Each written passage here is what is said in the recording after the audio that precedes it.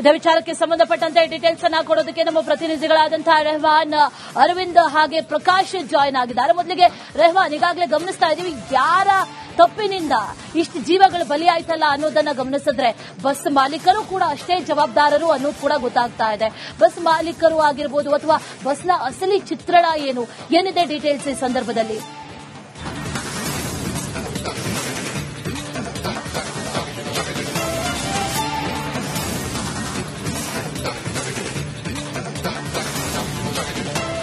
ಯಶಸ್ವಿನಿ, ನಿಜಕ್ಕೂ ಕೂಡ ಬಸ್ ಮಾಲೀಕರ ಕಳ್ಳಾಟ ನಮ್ಮ ರಿಪಬ್ಲಿಕ್ ಕನ್ನಡ ಸ್ಟಿಂಗ್ ಆಪರೇಷನ್ ಮೂಲಕ ಬಯಲಿಗೆಳಲಿಕ್ಕೆ ಸಾಧ್ಯ ಆಯಿತು ಅಂತಾನೆ ಹೇಳ್ಬೋದು. ಏನಕ್ಕಂತಂದ್ರೆ ಬಸ್ನಲ್ಲಿ, ಖಾಸಗಿ ಬಸ್ಗಳಲ್ಲಿ ಅಂದ್ರೆ ಪ್ಯಾಸೆಂಜರ್ ನ ಹೊತ್ತೊಯ್ಯುವಂತಹ ಬಸ್ಗಳಲ್ಲಿ ಗೂಡ್ಸ್ ಎಲ್ಲ ಲಗೇಜ್ ಗಳನ್ನ ತುಂಬತಾ ಇದ್ದಾರೆ. ನಿಜಕ್ಕೂ ಕೂಡ ಇದು ಒಂಥರ ಆಶ್ಚರ್ಯ ಅಂತಾನೆ ಹೇಳ್ಬೋದು. ಯಾವ ಲಗೇಜ್ ಗಳನ್ನ ತುಂಬುತ್ತಾರೆ ಅಂತ ನಿಜಕ್ಕೂ ಕೂಡ ನೋಡಿದ್ರೆ ಭಯ ಆಗ್ಬೇಕು. ಯಾಕಂದ್ರೆ ಇದನ್ನೆಲ್ಲ ಪ್ಯಾಸೆಂಜರ್ ಬಸ್ಗಳಲ್ಲಿ, ಸ್ಲೀಪರ್ ಕೋಚ್ ಬಸ್ಗಳಲ್ಲಿ ಓಡಾಡುವಂತಹ ಪ್ರಯಾಣಿಕರು ಈ ಸುದ್ದಿಯನ್ನ ನೋಡ್ಲೇಬೇಕು. ಸಾರಿಗೆ ಇಲಾಖೆ ಈ ಕಣ್ಣು ಮುಚ್ಚಿ ಕುಳಿತಿದೆ ಅಂತ ಅನ್ಸುತ್ತೆ. ಈ ಸುದ್ದಿಯನ್ನ ಮಿಸ್ ಮಾಡಿದ ರಾಮಲಿಂಗಾರೆಡ್ಡಿ ಅವರು ನೋಡ್ಲೇಬೇಕು, ಮಿನಿಸ್ಟರ್ ರಾಮಲಿಂಗಾರೆಡ್ಡಿ ಅವರು. ಯಾಕಂದ್ರೆ ನಿಜಕ್ಕೂ ಕೂಡ ಆಶ್ಚರ್ಯ ಅನ್ಸುತ್ತೆ. ಪೆಟ್ರೋಲ್ ತುಂಬಿರುವಂತಹ ಕ್ಯಾನ್ಗಳನ್ನ, ಆಯಿಲ್ ಕ್ಯಾನ್ಗಳನ್ನ ಈ ಪ್ಯಾಸೆಂಜರ್ ಅಂದ್ರೆ ಜನರನ್ನ ಸಾಗಾಟ ಮಾಡುವಂತಹ ಈ ಒಂದು ಸ್ಲೀಪರ್ ಕೋಚ್ ಬಸ್ಗಳಲ್ಲಿ ಹೊತ್ತೊಯ್ತಾರೆ ಅಂತಂದ್ರೆ ನಿಜಕ್ಕೂ ಕೂಡ ಆಶ್ಚರ್ಯ ಅನ್ಸುತ್ತೆ. ಆಯಿಲ್ ಕ್ಯಾನ್ಗಳನ್ನ ತುಂಬುತ್ತಾರೆ ಅಂದ್ರೆ ಕೆಳಗಡೆ ಆ ಬಸ್ಗಳ ಡಿಸೈನ್ ಕೂಡ ಅದೇ ರೀತಿ ಮಾಡಿದ್ದಾರೆ. ಅವೆಲ್ಲ ಗೂಡ್ಸ್ ವೆಹಿಕಲ್ಗಳು, ಇದು ನಾಮಕಾವಸ್ಥೆ ಮಾತ್ರ ಜನರನ್ನ ಹೊತ್ತೊಯ್ಯಲಿಕ್ಕೆ ಬಳಸ್ತಾ ಇದ್ದಾರೆ ಈ ಬಸ್ಗಳನ್ನ. ಅದನ್ನ ಬಿಟ್ರೆ ಏನು ಪ್ಯಾಸೆಂಜರ್ ಏನ್ ಮಲ್ಕೊಂಡಿರ್ತಾರಲ್ವಾ, ಆ ಮಲಗಿರುವಂತಹ ಕೆಳಭಾಗದಲ್ಲಿ ಆಯಿಲ್ ಕ್ಯಾನ್ಗಳಾಗಿರಬಹುದು, ಬಾಕ್ಸ್ಗಳಾಗಿರಬಹುದು, ರಟ್ಟಿನ ಬಾಕ್ಸ್ಗಳಾಗಿರಬಹುದು, ರೋಲ್ಗಳಾಗಿರಬಹುದು, ಟೈರ್ ಗಳನ್ನ ಕೂಡ ಅದರಲ್ಲಿ ತುಂಬಿಕೊಂಡು ಹೋಗ್ತಾ ಇದ್ದಾರೆ. ಅಂದ್ರೆ ನೀವು ನೋಡ್ತಾ ಇರಬಹುದು ದೃಶ್ಯಾವಳಿಗಳೆಲ್ಲ ನೀವು ನೋಡಿ, ಟೈರ್ ಗಳನ್ನ ತುಂಬಿದ್ದಾರೆ, ಆಯಿಲ್ ಕ್ಯಾನ್ಗಳನ್ನ, ಮತ್ತೆ ಡೀಸೆಲ್ ಕ್ಯಾನ್ಗಳನ್ನ ಕೂಡ. ಅಂದ್ರೆ ಆ ಒಂದು ವೆಹಿಕಲ್ ಅಲ್ಲಿ, ಬಸ್ ಅಲ್ಲಿ ಸುಮಾರು 50-60 ಲೀಟರ್ ಗಿಂತ ಹೆಚ್ಚು ಡೀಸೆಲ್ ಇರುತ್ತೆ ಆಲ್ಮೋಸ್ಟ್ ಅದರಲ್ಲಿ ವೆಹಿಕಲ್ ಗೆ ಬೇಕಾಗಿರುವಂತದ್ದು. ಅದಕ್ಕಿಂತ ಹೆಚ್ಚಿನ ಒಂದು ಕ್ಯಾನ್ಗಳಲ್ಲಿ ಡೀಸೆಲ್ ಗಳನ್ನ ತುಂಬಿದ್ದಾರೆ, ಆಯಿಲ್ ಗಳನ್ನ ತುಂಬಿದ್ದಾರೆ. ಮತ್ತೆ ಬಸ್ ಮೇಲ್ಭಾಗದಲ್ಲೂ ಕೂಡ ಅಷ್ಟೇ ದೊಡ್ಡ ಪ್ರಮಾಣದಲ್ಲಿ ಲಗೇಜ್ ಗಳನ್ನ ಹೇರಿದ್ದಾರೆ.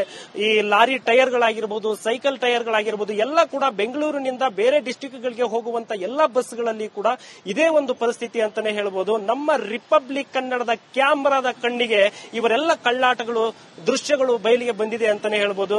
ಇದನ್ನ ಸಾರಿಗೆ ಇಲಾಖೆ ಕಣ್ಣು ಮುಚ್ಚಿ ಕುಳಿತಿದೆಯಾ ಅಂತ ಅನ್ಸುತ್ತೆ. ಇವೆಲ್ಲ ಕಾಣೋದಿಲ್ವಾ? ಯಾಕಂದ್ರೆ ಈಗ ಒಳಗಡೆ ಏನು ಡಿಕ್ಕಿಯಲ್ಲಿ ಇಟ್ಕೊಂಡು ಹೋಗ್ತಾರೋ ಬಸ್ಗಳಲ್ಲಿ, ಆ ಲಗೇಜ್ ಕೌಂಟರ್ ಅಲ್ಲಿ ಏನ್ ಇಟ್ಕೊಂಡು ಹೋಗ್ತಾರೋ ಅದು ಕಣ್ಣಿಗೆ ಕಾಣದೇ ಇರಬಹುದು. ಆದ್ರೆ ಬಸ್ಗಳ ಮೇಲೆ, ಲಗೇಜ್ ಮೇಲೆ ಸಾಕಷ್ಟು ಟೈರ್ಗಳನ್ನ, ಗೂಡ್ಸ್ ಸಂಬಂಧಪಟ್ಟಂತ ಎಲ್ಲ ವಸ್ತುಗಳನ್ನ, ಯಾಕಂದ್ರೆ ಗೂಡ್ಸ್ ವೆಹಿಕಲ್ ಗಳಿಗೆ ಆ ಲಗೇಜ್ ಗಳನ್ನ ತುಂಬಬೇಕು. ಆದ್ರೆ ಇಲ್ಲಿ ಯಾವ ರೀತಿ ಸಾರಿಗೆ ಇಲಾಖೆಯ ಗೈಡ್ ಲೈನ್ಸ್ ಗಳನ್ನ ಗಾಳಿಗೆ ತೂರಿ ಈ ಒಂದು ಬಸ್ ಮಾಲೀಕರು ಹೋಗ್ತಾ ಇದ್ದಾರೆ ಅಂದ್ರೆ ನಿಜಕ್ಕೂ ಕೂಡ ಆಶ್ಚರ್ಯ ಅನ್ಸುತ್ತೆ. ಬಸ್ ಮೇಲೆ ಟೈರ್ಗಳು ಮತ್ತೆ ಈ ಫ್ಲೌಡ್ ರೋಲ್ಗಳು ಏನ್ ಬರುತ್ತೆ ಅವೆಲ್ಲ ತುಂಬುತ್ತಾರೆ. ಏನಾದ್ರೂ ಒಂದು ಆಕ್ಸಿಡೆಂಟ್ ಬಸ್ ಆಯ್ತು ಅಂತಂದ್ರೆ ಒಂದು ಸಣ್ಣ ಕಿಡಿ ಹೊತ್ಕೊಂಡ್ರು ಕೂಡ ದೊಡ್ಡ ಮಟ್ಟದಲ್ಲಿ ಬಸ್ಗಳು ಹೊತ್ತಿ ಉರಿಲಿಕ್ಕೆ ಕಾರಣ ಇವೆಲ್ಲ ವಸ್ತುಗಳು ಪ್ಯಾಸೆಂಜರ್ ಬಸ್ಗಳಲ್ಲಿ ತುಂಬುವುದರಿಂದ ಅಂತಾನೆ ಹೇಳ್ಬೋದು. ಯಾಕಂದ್ರೆ ಅಷ್ಟು ದೊಡ್ಡ ಪ್ರಮಾಣದಲ್ಲಿ ತುಂಬುತ್ತಾರೆ. ಕೇವಲ 30-35 ಜನರು ಮಾತ್ರ ಅದರಲ್ಲಿ ಇರ್ತಾರೆ. ಅದು ನಾಮಕಾವಸ್ಥೆ ಅಷ್ಟೇ ಅವ್ರದ್ದು. ಆದ್ರೆ ಅದ್ರ ಒಳಗಡೆ ಆಗ್ತಾ ಇರುವಂತಹ ಬಿಸಿನೆಸ್ ಬೇರೆ ಲೆವೆಲ್ ಇದೆ. ಹಣದ ಆಸೆಗೆ ಬಿದ್ದಿದ್ದಾರೆ. ಅತಿ ಹೆಚ್ಚು ಹಣವನ್ನ ಸಂಪಾದನೆ ಮಾಡಬೇಕು ಅನ್ನುವಂತ ಒಂದು ಮನಸ್ಥಿತಿಯಿಂದ ಖಾಸಗಿ ಬಸ್ ಸಂಪರ್ಕದಲ್ಲಿರಿ. ಹಾಗೆ ಅರವಿಂದ್ ನಮ್ಮ ಜೊತೆ ಲೈವ್ ನಲ್ಲಿ ಜಾಯ್ನ್ ಆಗಿದ್ದಾರೆ. ಅರವಿಂದ್, ಸ್ಟಿಂಗ್ ಆಪರೇಷನ್ ನಡೆಸಿದಂತಹ ಸಂದರ್ಭದಲ್ಲಿ ಕ್ಯಾಮೆರಾ ಕಣ್ಣಿಗೆ ಅನೇಕ ವಿಚಾರಗಳು ಬಿದ್ದಿದೆ. ನೀವು ಕಂಡಂತಹ ಸತ್ಯಗಳು ಏನೇನು? ಬಸ್ ಮಾಲೀಕರು ಯಾವ ರೀತಿಯಾಗಿ ಬೇಜವಾಬ್ದಾರಿಯನ್ನ ತೋರಿಸ್ತಾ ಇದ್ದಾರೆ? ಡೀಟೇಲ್ಸ್ ಕೊಡೋದಾದ್ರೆ ಅದ್ರ ಬಗ್ಗೆ.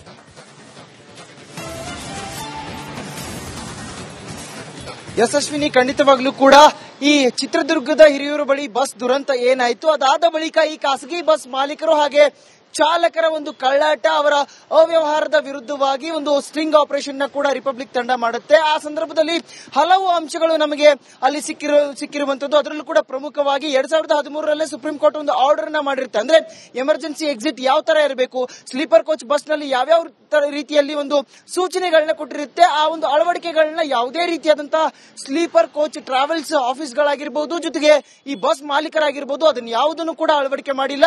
ಮುಖ್ಯವಾಗಿ ಗಾಜಿನ ಅಂದ್ರೆ ಕಿಟಕಿ ಗಾಜು ಏನಿರುತ್ತೆ ಅಲ್ಲಿ ಎಮರ್ಜೆನ್ಸಿ ಎಕ್ಸಿಟ್ ಅನ್ನ ಕೊಡಬೇಕು. ಜೊತೆಗೆ ಅದಕ್ಕೆ ಕೊಂಚಿಟ್ಟು ಏನಾದ್ರೂ ಡ್ಯಾಮೇಜ್ ಆದ್ರೆ ಇಡೀ ಬಸ್ ನಲ್ಲಿ ಇರುವಂತಹ ಎಲ್ಲಾ ಕಿಟಕಿ ಗಾಜು ಕೂಡ ಪುಡಿ ಪುಡಿ ಆಗ್ಬೇಕು, ಅಂದ್ರೆ ಓಪನ್ ಆಗ್ಬೇಕು. ಆ ರೀತಿಯಾದಂತಹ ಒಂದು ಸಿಸ್ಟಮ್ ನ ಗಾಜುಗಳನ್ನ ಅಲ್ಲಿ ಅಳವಡಿಕೆ ಮಾಡಬೇಕಾಗುತ್ತೆ. ಅದನ್ನ ಯಾವುದನ್ನು ಕೂಡ ಮಾಡಿರೋದಿಲ್ಲ. ಜೊತೆಗೆ ಫೈರ್ ಎಕ್ಸ್ಟೆನ್ಷನ್ ಅನ್ನ ಇಡಬೇಕಾಗುತ್ತೆ, ಅದನ್ನು ಕೂಡ ಇಡೋದಿಲ್ಲ. ಅದಲ್ಲದ ಸ್ಲೀಪರ್ ಕೋಚಿನ ಒಂದು ಬೆಡ್ ಏನಿರುತ್ತೆ ಅದರ ಪಕ್ಕನೇ ಒಂದು ಎಮರ್ಜೆನ್ಸಿ ಎಕ್ಸಿಟ್ ಡೋರ್ ನ ಕೂಡ ಇಡ್ತಾರೆ. ಅದಲ್ಲದೆ ಹೆವಿ ಲಗೇಜಸ್ ಗಳನ್ನ ಲೋಡ್ ಗಳನ್ನ ಹಾಕುವಂತದ್ದು, ಗೂಡ್ಸ್ ವೆಹಿಕಲ್ ನಲ್ಲಿ ಕಳಿಸಬೇಕಾಗಿರುವಂತಹ ಲಗೇಜ್ ಗಳನ್ನ ಸ್ಲೀಪರ್ ಕೋಚ್ ಬಸ್ ಗಳ ಮೇಲೆ ಹೇರ್ತಾರೆ. ಸದ್ಯ ನಾವೀಗ ರೇಸ್ ಕೋರ್ಸ್ ನಲ್ಲಿರುವಂತಹ ರಸ್ತೆಯಲ್ಲಿ ತಾವು ದೃಶ್ಯಗಳು ನೋಡಬಹುದು.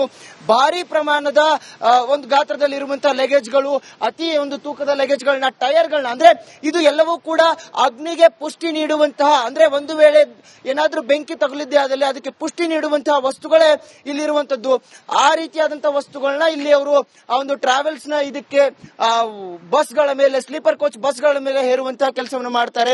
ಇದಲ್ಲದೆ ಮತ್ತೊಂದು ಗಂಭೀರವಾದಂತಹ ವಿಷಯ ಏನಂತಂದ್ರೆ ಕೆಲವು ಪಾರ್ಸಲ್ ಗಳನ್ನ ಕೂಡ ಇವ್ರಿಗೆ ನಾವು ಕೊಡಬಹುದು. ಅದಲ್ಲದೆ ಯಾರಾದ್ರೂ ಟಿಕೆಟ್ ಬುಕಿಂಗ್ ಮಾಡಿ ಬರ್ತಿರ್ತಾರಲ್ಲ ಅವರ ಬುಕಿಂಗ್ ಅಲ್ಲದೆ ಈ ಒಂದು ಡ್ರೈವರ್ ಸೀಟ್ ಏನಿರುತ್ತೆ ಅದರ ಪಕ್ಕನೆ ಮತ್ತೊಂದು ಒಂದು ಜಾಗ ಇರುತ್ತೆ. ಆ ಜಾಗ ಇರುವಂತದ್ದು ಇಬ್ಬರು ಡ್ರೈವರ್ ಇರ್ತಾರೆ. ಆ ಡ್ರೈವರ್ ಗಳಲ್ಲಿ ಒಬ್ರು ಅಂದ್ರೆ ಸುಮಾರು 24 ಗಂಟೆಗಳಲ್ಲಿ 12 ಗಂಟೆ ಒಬ್ರು ಒಂದು ವಾಹನವನ್ನ ಚಲಾವಣೆ ಮಾಡಿದ್ರೆ ಇನ್ನೊಬ್ರು 12 ಗಂಟೆ ಚಲಾಯಿಸ್ತಾರೆ. ಆ ಸಂದರ್ಭದಲ್ಲಿ ಮತ್ತೋರ್ವ ಚಾಲಕನಿಗೆ ಅಲ್ಲಿ ವಿಶ್ರಾಂತಿ ತೆಗೆದುಕೊಳ್ಳೋದಕ್ಕೆ ಜಾಗ ಇರುತ್ತೆ. ಆ ಜಾಗದಲ್ಲೂ ಕೂಡ ಅತಿ ಹೆಚ್ಚಿನ ಹಣವನ್ನ ತೆಗೆದುಕೊಂಡು ಪ್ರಯಾಣಿಕರನ್ನ ಕರೆದುಕೊಂಡು ಹೋಗುವಂತ ಕೆಲಸ ಕೂಡ ಆಗ್ತಾ ಇರುವಂತದ್ದು. ಇದೆಲ್ಲವೂ ಕೂಡ ರಿಪಬ್ಲಿಕ್ ನ ಸ್ಟಿಂಗ್ ಆಪರೇಷನ್ ಅಲ್ಲಿ ಬಟಾಬೈಲಾಗಿರೋದು. ಇದಲ್ಲದೆ ಕೆಲವು ಪಾರ್ಸಲ್ ಗಳನ್ನ ಅವರು ದುಡ್ಡು ಕೊಟ್ಟರೆ ತೆಗೆದುಕೊಂಡು ಹೋಗುವಂತ ಕೆಲಸವನ್ನ ಕೂಡ ಮಾಡ್ತಾ ಇರುವಂತದ್ದು. ಅದರಲ್ಲೂ ಕೂಡ ಪ್ರಮುಖವಾಗಿ ಮದ್ಯದ ಬಾಟ್ಲಿಗಳಾಗಿರ್ಬೋದು, ಆಯಿಲ್ ಗಳಾಗಿರ್ಬೋದು, ಡೀಸೆಲ್ ಕ್ಯಾನ್ ಗಳಾಗಿರ್ಬೋದು. ಅಂದ್ರೆ ಇಲ್ಲಿ ಫೈರ್ಗೆ, ಅಗ್ನಿ ದುರಂತಕ್ಕೆ ಅಥವಾ ಒಂದು ವೇಳೆ ಒಂದು ಬೆಂಕಿ ಹತ್ತಿದ್ದೇ ಆದಲ್ಲಿ ಅದಕ್ಕೆ ಸಂಪರ್ಕದಲ್ಲಿರಿ. ನಮ್ಮ ಜೊತೆ ಹುಬ್ಬಳ್ಳಿಯಿಂದ ನಮ್ಮ ಪ್ರತಿನಿಧಿ ಪ್ರಕಾಶ್ ನೇರ ಸಂಪರ್ಕದಲ್ಲಿ ಜಾಯಿನ್ ಆಗಿದ್ದಾರೆ. ಪ್ರಕಾಶ್, ಈಗಾಗಲೇ ನಡೆದಿರುವಂತಹ ದುರಂತ ಒಂದು ಕಡೆ ಅನ್ನೋದಾದ್ರೆ ಅದರ ಜೊತೆಯಲ್ಲಿ ಈಗಲಾದ್ರೂ ಎಚ್ಚೆತ್ತುಕೊಂಡ್ರ ಅಂತ ಗಮನಿಸಿದ್ರೆ ಖಂಡಿತವಾಗ್ಲೂ ಈಗಲೂ ಕೂಡ ಬಸ್ಸಿನ ಮಾಲೀಕರಾಗಿರ್ಬೋದು ಯಾರು ಕೂಡ ಎಚ್ಚೆತ್ತುಕೊಂಡಿಲ್ಲ ಅನ್ನೋದು ಗೊತ್ತಾಗ್ತಾ ಇದೆ. ಅಲ್ಲಿನ ಪರಿಸ್ಥಿತಿಯನ್ನ ಎಕ್ಸ್ಪ್ಲೇನ್ ಮಾಡ್ತಾರೆ ಹುಬ್ಬಳ್ಳಿಯಿಂದ ಪ್ರಕಾಶ್. ಇನ್ನೇನು ಕೆಲವೇ ಕ್ಷಣಗಳಲ್ಲಿ ಜಾಯಿನ್ ಆಗ್ತಾರೆ. ಅಲ್ಲಿ ಯಾವ ರೀತಿ ಮುಂಜಾಗ್ರತಾ ಕ್ರಮಗಳನ್ನ ಕೈಗೊಂಡಿದ್ದಾರೆ, ಯಾವ ರೀತಿ ಜಾಗರೂಕರಾಗಿದ್ದಾರೆ, ಅಥವಾ ಇನ್ನೂ ಕೂಡ ಈ ಬಿಸಿ ತಟ್ಟಿಲ್ವಾ, ಅಥವಾ ಯಾವ್ದಾದ್ರೂ ಅನಾಹುತ ಆದ ನಂತರದಲ್ಲಿ ಎಚ್ಚೆತ್ತುಕೊಳ್ತಾರ ಅನ್ನೋ ಪ್ರಶ್ನೆ ಇದೆ. ಕೇವಲ ಒಂದು ಕಡೆಗಳಲ್ಲಿ ಮಾತ್ರ ಅಲ್ಲ, ರಾಜ್ಯದ ಅನೇಕ ಕಡೆಗಳಲ್ಲೂ ಕೂಡ ಬಸ್ಗಳ ಪರಿಸ್ಥಿತಿ ಇದೆ. ಅದರಲ್ಲೂ ಖಾಸಗಿ ಬಸ್ಗಳ ಪರಿಸ್ಥಿತಿ ಕೇಳೋದೇ ಬೇಡ, ಅವರೇ ಆಡಿದ್ದ ಆಟ ಅನ್ನುವಂತ ರೀತಿಯಲ್ಲಿ ಆಗೋಗಿದೆ. ಇದೇ ವಿಚಾರಕ್ಕೆ ಸಂಬಂಧಪಟ್ಟಂತೆ ಡೀಟೇಲ್ಸ್ ಅನ್ನ ಕೊಡೋದಕ್ಕೆ ನಮ್ಮ ಪ್ರತಿನಿಧಿಗಳಾದಂತಹ ರೆಹಮಾನ್, ಅರವಿಂದ್ ಹಾಗೆ ಪ್ರಕಾಶ್ ಜಾಯಿನ್ ಆಗಿದ್ದಾರೆ. ಮೊದಲಿಗೆ ರೆಹಮಾನ್, ಈಗಾಗಲೇ ಗಮನಿಸ್ತಾ ಇದೀವಿ ಯಾರ ತಪ್ಪಿನಿಂದ ಇಷ್ಟು ಜೀವಗಳು ಬಲಿಯಾಯ್ತಲ್ಲ ಅನ್ನೋದನ್ನ ಗಮನಿಸಿದ್ರೆ ಬಸ್ ಮಾಲೀಕರು ಕೂಡ ಅಷ್ಟೇ ಜವಾಬ್ದಾರರು ಅನ್ನೋದು ಕೂಡ ಗೊತ್ತಾಗ್ತಾ ಇದೆ. ಬಸ್ ಮಾಲೀಕರು ಆಗಿರ್ಬೋದು ಅಥವಾ ಬಸ್ನ ಅಸಲಿ ಚಿತ್ರಣ ಏನಿದೆ ಡೀಟೇಲ್ಸ್ ಈ ಸಂದರ್ಭದಲ್ಲಿ?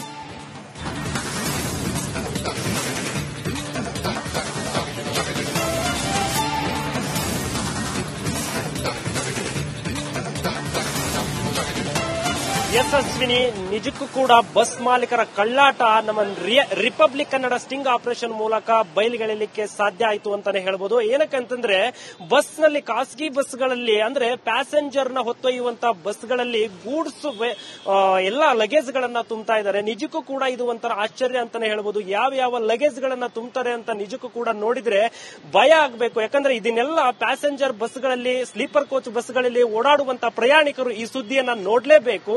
ಸಾರಿಗೆ ಇಲಾಖೆ ಈ ಕಣ್ಣು ಮುಚ್ಚಿಕೊಳ್ತಿದೆ ಅಂತ ಅನ್ಸುತ್ತೆ. ಈ ಸುದ್ದಿಯನ್ನ ಮಿಸ್ ಮಾಡಿದ ರಾಮಲಿಂಗಾರೆಡ್ಡಿ ಅವರು ನೋಡ್ಲೇಬೇಕು, ಮಿನಿಸ್ಟರ್ ರಾಮಲಿಂಗಾರೆಡ್ಡಿ ಅವರು. ಯಾಕಂದ್ರೆ ನಿಜಕ್ಕೂ ಕೂಡ ಆಶ್ಚರ್ಯ ಅನ್ಸುತ್ತೆ. ಪೆಟ್ರೋಲ್ ತುಂಬಿರುವಂತಹ ಕ್ಯಾನ್ ಗಳನ್ನ, ಆಯಿಲ್ ಕ್ಯಾನ್ ಗಳನ್ನ ಈ ಪ್ಯಾಸೆಂಜರ್ ಅಂದ್ರೆ ಜನರನ್ನ ಸಾಗಾಟ ಮಾಡುವಂತಹ ಈ ಒಂದು ಸ್ಲೀಪರ್ ಕೋಚ್ ಬಸ್ಗಳಲ್ಲಿ ಹೊತ್ತೊಯ್ತಾರೆ ಅಂತಂದ್ರೆ ನಿಜಕ್ಕೂ ಕೂಡ ಆಶ್ಚರ್ಯ ಅನ್ಸುತ್ತೆ. ಆಯಿಲ್ ಕ್ಯಾನ್ ಗಳನ್ನ ತುಂಬ್ತಾರೆ ಅಂದ್ರೆ ಕೆಳಗಡೆ ಆ ಬಸ್ಗಳ ಡಿಸೈನ್ ಕೂಡ ಅದೇ ರೀತಿ ಮಾಡಿದ್ದಾರೆ. ಅವೆಲ್ಲ ಗೂಡ್ಸ್ ವೆಹಿಕಲ್ಗಳು, ಇದು ನಾಮಕಾವಸ್ಥೆ ಮಾತ್ರ ಜನರನ್ನ ಹೊತ್ತೊಯ್ಲಿಕ್ಕೆ ಬಳಸ್ತಾ ಇದ್ದಾರೆ ಈ ಬಸ್ಗಳನ್ನ. ಅದನ್ನ ಬಿಟ್ರೆ ಏನು ಪ್ಯಾಸೆಂಜರ್ ಏನ್ ಮಲ್ಕೊಂಡಿರ್ತಾರಲ್ವಾ, ಆ ಮಲಗಿರುವಂತ ಕೆಳಭಾಗದಲ್ಲಿ ಆಯಿಲ್ ಕ್ಯಾನ್ಗಳಾಗಿರಬಹುದು, ಬಾಕ್ಸ್ಗಳಾಗಿರಬಹುದು, ರಟ್ಟಿನ ಬಾಕ್ಸ್ಗಳಾಗಿರಬಹುದು, ರೋಲ್ಗಳಾಗಿರಬಹುದು, ಟೈರ್ ಗಳನ್ನ ಕೂಡ ಅದರಲ್ಲಿ ತುಂಬಿಕೊಂಡು ಹೋಗ್ತಾ ಇದ್ದಾರೆ. ಅಂದ್ರೆ ನೀವು ನೋಡ್ತಾ ಇರಬಹುದು ದೃಶ್ಯಾವಳಿಗಳಲ್ಲಿ, ನೀವು ನೋಡಿ ಟೈರ್ ಗಳನ್ನ ತುಂಬಿದ್ದಾರೆ, ಆಯಿಲ್ ಕ್ಯಾನ್ ಗಳನ್ನ, ಮತ್ತೆ ಡೀಸೆಲ್ ಕ್ಯಾನ್ ಗಳನ್ನ ಕೂಡ. ಅಂದ್ರೆ ಆ ಒಂದು ವೆಹಿಕಲ್ ಅಲ್ಲಿ, ಬಸ್ ಅಲ್ಲಿ ಸುಮಾರು 50-60 ಲೀಟರ್ ಗಿಂತ ಹೆಚ್ಚು ಡೀಸೆಲ್ ಇರುತ್ತೆ ಆಲ್ಮೋಸ್ಟ್ ಅದರಲ್ಲಿ ವೆಹಿಕಲ್ ಗೆ ಬೇಕಾಗಿರುವಂತಹ ಆಗಿರುವಂತದ್ದು. ಅದಕ್ಕಿಂತ ಹೆಚ್ಚಿನ ಒಂದು ಕ್ಯಾನ್ಗಳಲ್ಲಿ ಡೀಸೆಲ್ ಗಳನ್ನ ತುಂಬಿದ್ದಾರೆ, ಆಯಿಲ್ ಗಳನ್ನ ತುಂಬಿದ್ದಾರೆ. ಮತ್ತೆ ಬಸ್ ಮೇಲ್ಭಾಗದಲ್ಲೂ ಕೂಡ ಅಷ್ಟೇ ದೊಡ್ಡ ಪ್ರಮಾಣದಲ್ಲಿ ಲಗೇಜ್ ಗಳನ್ನ ಹೇರಿದ್ದಾರೆ. ಈ ಲಾರಿ ಟೈರ್ ಗಳಾಗಿರ್ಬೋದು, ಸೈಕಲ್ ಟೈರ್ ಗಳಾಗಿರ್ಬೋದು, ಎಲ್ಲ ಕೂಡ ಬೆಂಗಳೂರಿನಿಂದ ಬೇರೆ ಡಿಸ್ಟಿಕ್ ಗಳಿಗೆ ಹೋಗುವಂತ ಎಲ್ಲಾ ಬಸ್ಗಳಲ್ಲಿ ಕೂಡ ಇದೇ ಒಂದು ಪರಿಸ್ಥಿತಿ ಅಂತಾನೆ ಹೇಳ್ಬೋದು. ನಮ್ಮ ರಿಪಬ್ಲಿಕ್ ಕನ್ನಡದ ಕ್ಯಾಮರಾದ ಕಣ್ಣಿಗೆ ಇವರೆಲ್ಲ ಕಳ್ಳಾಟಗಳು ದೃಶ್ಯಗಳು ಬಯಲಿಗೆ ಬಂದಿದೆ ಅಂತಾನೆ ಹೇಳ್ಬೋದು. ಇದನ್ನ ಸಾರಿಗೆ ಇಲಾಖೆ ಕಣ್ಣು ಮುಚ್ಚಿ ಕುಳಿತಿದೆಯಾ ಅಂತ ಅನ್ಸುತ್ತೆ. ಇವೆಲ್ಲ ಕಾಣೋದಿಲ್ವಾ? ಯಾಕಂದ್ರೆ ಈಗ ಒಳಗಡೆ ಏನು ಡಿಕ್ಕಿಯಲ್ಲಿ ಇಟ್ಕೊಂಡು ಹೋಗ್ತಾರೋ ಬಸ್ಗಳಲ್ಲಿ, ಆ ಲಗೇಜ್ ಕೌಂಟರ್ ಅಲ್ಲಿ ಏನ್ ಇಟ್ಕೊಂಡು ಹೋಗ್ತಾರೋ ಅದು ಕಣ್ಣಿಗೆ ಕಾಣದೇ ಇರಬಹುದು. ಆದ್ರೆ ಬಸ್ಗಳ ಮೇಲೆ, ಲಗೇಜ್ ಮೇಲೆ ಸಾಕಷ್ಟು ಟೈರ್ಗಳನ್ನ, ಗೂಡ್ಸ್ ಸಂಬಂಧಪಟ್ಟಂತ ಎಲ್ಲ ವಸ್ತುಗಳನ್ನ, ಯಾಕಂದ್ರೆ ಗೂಡ್ಸ್ ವೆಹಿಕಲ್ ಗಳಿಗೆ ಆ ಲಗೇಜ್ ಗಳನ್ನ ತುಂಬಬೇಕು. ಆದ್ರೆ ಇಲ್ಲಿ ಯಾವ ರೀತಿ ಸಾರಿಗೆ ಇಲಾಖೆಯ ಗೈಡ್ ಲೈನ್ಸ್ ಗಳನ್ನ ಗಾಳಿಗೆ ತೂರಿ ಈ ಒಂದು ಬಸ್ ಮಾಲೀಕರು ಹೋಗ್ತಾ ಇದ್ದಾರೆ ಅಂದ್ರೆ ನಿಜಕ್ಕೂ ಕೂಡ ಆಶ್ಚರ್ಯ ಅನ್ಸುತ್ತೆ. ಬಸ್ ಮೇಲೆ ಟೈರ್ಗಳು ಮತ್ತೆ ಈ ಫ್ಲೌಡ್ ರೋಲ್ಗಳು ಏನ್ ಬರುತ್ತೆ ಅವೆಲ್ಲ ತುಂಬುತ್ತಾರೆ. ಏನಾದ್ರೂ ಒಂದು ಆಕ್ಸಿಡೆಂಟ್ ಬಸ್ ಆಯ್ತು ಅಂತಂದ್ರೆ ಒಂದು ಸಣ್ಣ ಕಿಡಿ ಹೊತ್ಕೊಂಡ್ರು ಕೂಡ ದೊಡ್ಡ ಮಟ್ಟದಲ್ಲಿ ಬಸ್ಗಳು ಹೊತ್ತಿ ಉರಿಲಿಕ್ಕೆ ಕಾರಣ ಇವೆಲ್ಲ ವಸ್ತುಗಳು ಪ್ಯಾಸೆಂಜರ್ ಬಸ್ಗಳಲ್ಲಿ ತುಂಬುವುದರಿಂದ ಅಂತಾನೆ ಹೇಳ್ಬೋದು. ಯಾಕಂದ್ರೆ ಅಷ್ಟು ದೊಡ್ಡ ಪ್ರಮಾಣದಲ್ಲಿ ತುಂಬುತ್ತಾರೆ. ಕೇವಲ 30-35 ಜನರು ಮಾತ್ರ ಅದರಲ್ಲಿ ಇರ್ತಾರೆ. ಅದು ನಾಮಕಾವಸ್ಥೆ ಅಷ್ಟೇ ಅವ್ರದ್ದು. ಆದ್ರೆ ಅದ್ರ ಒಳಗಡೆ ಆಗ್ತಾ ಇರುವಂತಹ ಬಿಸಿನೆಸ್ ಬೇರೆ ಲೆವೆಲ್ ಇದೆ. ಹಣದ ಆಸೆಗೆ ಬಿದ್ದಿದ್ದಾರೆ. ಅತಿ ಹೆಚ್ಚು ಹಣವನ್ನ ಸಂಪಾದನೆ ಮಾಡಬೇಕು ಅನ್ನುವಂತ ಒಂದು ಮನಸ್ಥಿತಿಯಿಂದ ಖಾಸಗಿ ಬಸ್ ಸಂಪರ್ಕದಲ್ಲಿರಿ. ಹಾಗೆ ಅರವಿಂದ್ ನಮ್ಮ ಜೊತೆ ಲೈವ್ ನಲ್ಲಿ ಜಾಯಿನ್ ಆಗಿದ್ದಾರೆ. ಅರವಿಂದ್, ಸ್ಟಿಂಗ್ ಆಪರೇಷನ್ ನಡೆಸಿದಂತಹ ಸಂದರ್ಭದಲ್ಲಿ ಕ್ಯಾಮೆರಾ ಕಣ್ಣಿಗೆ ಅನೇಕ ವಿಚಾರಗಳು ಬಿದ್ದಿದೆ. ನೀವು ಕಂಡಂತಹ ಸತ್ಯಗಳು ಏನೇನು? ಬಸ್ ಮಾಲೀಕರು ಯಾವ ರೀತಿಯಾಗಿ ಬೇಜವಾಬ್ದಾರಿಯನ್ನ ತೋರಿಸ್ತಾ ಇದ್ದಾರೆ? ಡೀಟೇಲ್ಸ್ ಕೊಡೋದಾದ್ರೆ ಅದ್ರ ಬಗ್ಗೆ.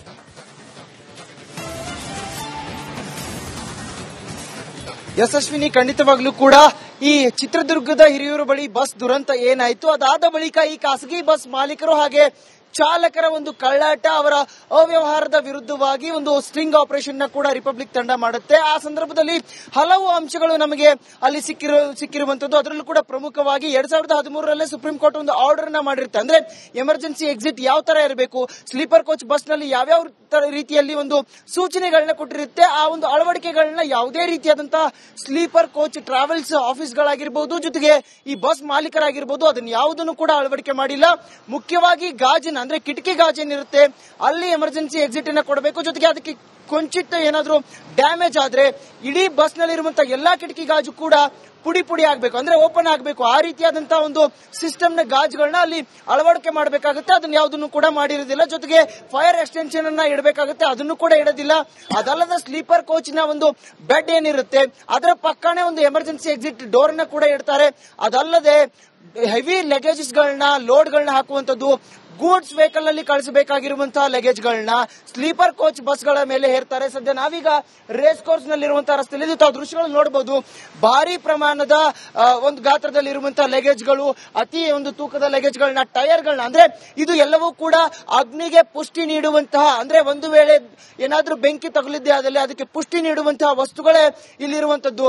ಆ ರೀತಿಯಾದಂತಹ ವಸ್ತುಗಳನ್ನ ಇಲ್ಲಿ ಅವರು ಆ ಒಂದು ಟ್ರಾವೆಲ್ಸ್ ನ ಇದಕ್ಕೆ ಬಸ್ ಗಳ ಮೇಲೆ, ಸ್ಲೀಪರ್ ಕೋಚ್ ಬಸ್ ಗಳ ಮೇಲೆ ಹೇರುವಂತಹ ಕೆಲಸವನ್ನು ಮಾಡ್ತಾರೆ.